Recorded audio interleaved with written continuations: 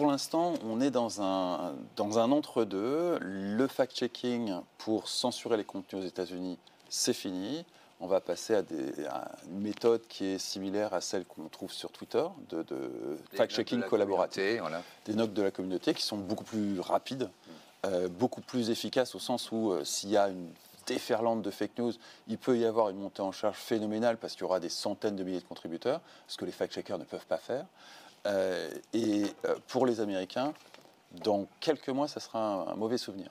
Enfin, pour ceux qui se sont fait censurer, mais c'est comme en France, il y a tellement de gens qui ont vécu la censure, que ce soit les antivax, les gilets jaunes, les gens de droite, que Gaza, ça représente. Gaza aussi. Gaza, ça représente une écrasante majorité de la population. C'est pour ça que Macron a été destitué d'ailleurs.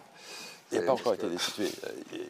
Non, mais je disais que la classe politique a suivi, a emboîté le pas de cette révolte citoyenne. Nous, on n'est qu'une province. Il faut faire attention à ça dans l'analyse. On n'est qu'une province. Donc, chez nous, c'est pas encore très clair. Pour l'instant, il y a eu un échange entre notre ministre du numérique et Meta. Mais soyons réalistes, on a Meta qui s'est assuré au préalable d'avoir la puissance américaine derrière lui pour ces négociations, qui s'est contenté d'aller voir la ministre du jour dans la province de France, dont l'espérance de vie est de l'ordre de quelques semaines, quelques mois tout au plus, et après ça en sera une autre. Donc ils s'en foutent totalement. C'est pas à ce niveau-là que ça va jouer. C'est entre la puissance américaine et l'Europe, et éventuellement entre la puissance américaine et chaque nation américaine, européenne.